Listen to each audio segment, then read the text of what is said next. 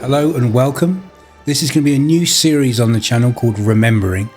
I've done many films over 30 years, from Batman, Prometheus, Aliens, Harry Potter's, and many more, but I'm going to get the ball rolling with The Mummy 1998. This was a film where I actually got to make lots of stuff that was actually seen on camera and just not in the background. So please join me for this reflective look on The Mummy.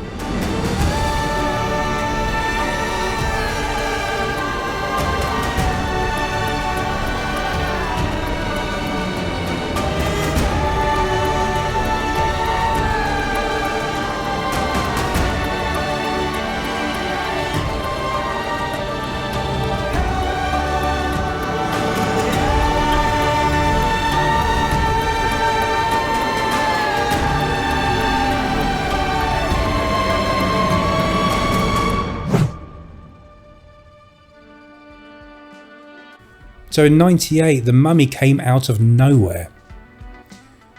In the film industry, 90% of us are freelancers, which means you have to be kind of part detective to know where the work, who you got to call, how I'm going to get the next job. So we're all gossiping like old ladies, right, to find out information. And when a film studio takes on a big project, those stages have to be hired out. They have to hire the workshops. So word leaks out on the street, but not on The Mummy. The Mummy appeared out of nowhere. No one knew it was coming. I think it was a last minute change. They were probably going to do it stateside, and then they went, fuck it, we'll do it in England, cheaper. There was no whispers about it. They suddenly, literally overnight, Shepperton Studios was now booked up with The Mummy. They had 3/4 of the stages, a massive workshops, loads of them. And it all happened just like in a blink of an eye. And I was on this film for 6 months. 6 months work. Doing 5 or 6 days a week. It was great. And then there was light.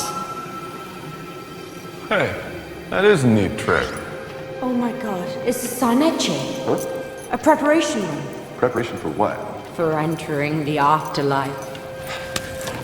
Mummies, my good son. This is where they made the mummies. So it was a very different experience for me compared to previous jobs. And I'd only been doing it a few years. Now this is a bedroom set. It looked really good in person when you were there. Right above this bed are my wings I did with my dad. And you didn't get to see them. I do have a photo as proof. So I've got 2 big moments in my career.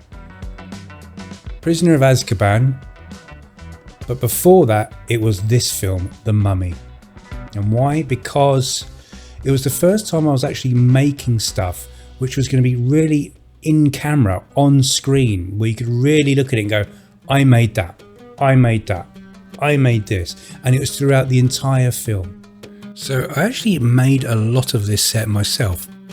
Those columns, the needles, the cross beams, the column rounded bases, and this set's in Morocco.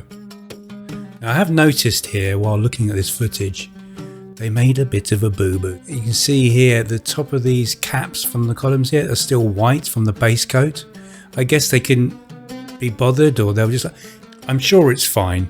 Looks good. From down here we can't even, yeah, it looks great. I guess they didn't realise that the camera is going to be on a crane panning upwards to get this desert shot. This was a good set. This is where I first learned to use a cherry picker. We did all the rocks, all that stratted rock stuff on each side of the staircase. And when I was in the cinema and I saw it, it was really dark. You could barely see it. But in digital, you can actually see it really well. I remember being disappointed that you couldn't really see it. We put so much work into it. But it looks pretty good. It looked pretty good. This is H stage as well. This is Shepperton's biggest stage. Pinewood has the Bond stage, which is huge. We did Prometheus on it. It was gigantic. This is Shepperton's biggest stage. That's the other thing. You can do a film, like for example, I worked on Mission Impossible Fallout.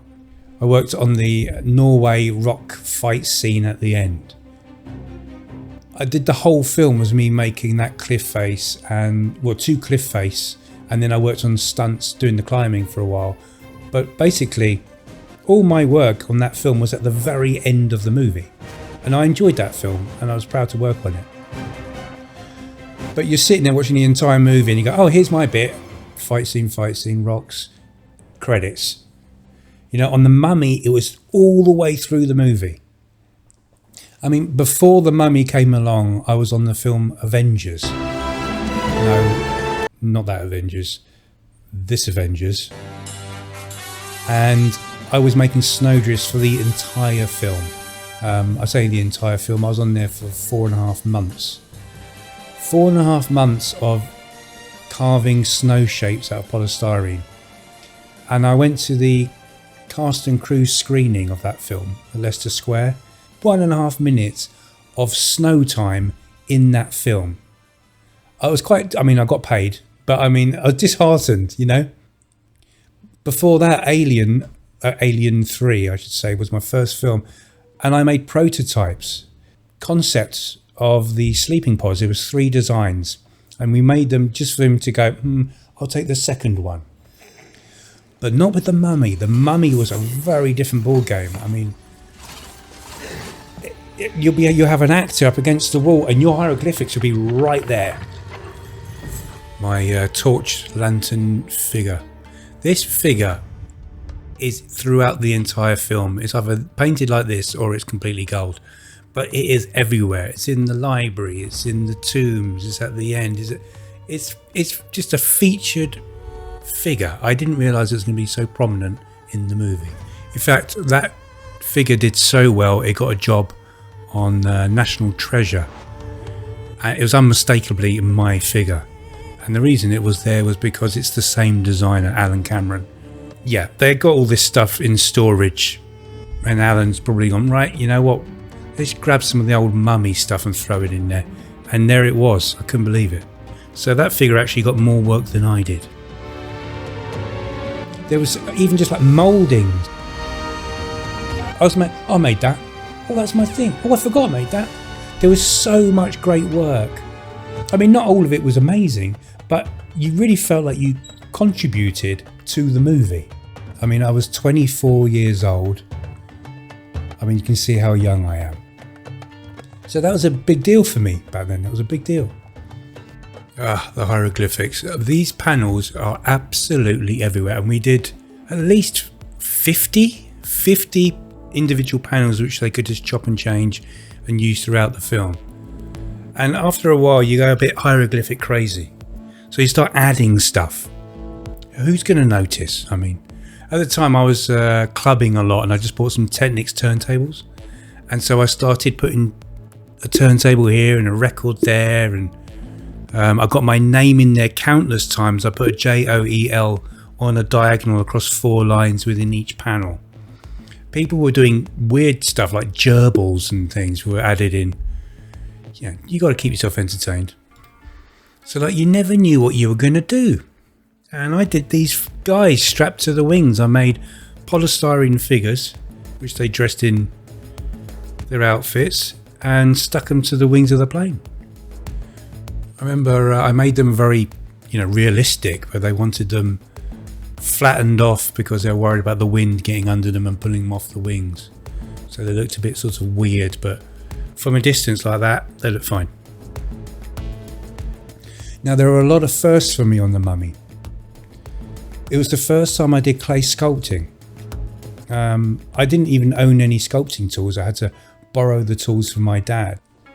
I enjoy clay stuff. I actually really do enjoy it. It's great. Get your headphones on and you're doing it. You're doing it. Poly's obviously a lot more messier. Fumes and everything. So that was the first.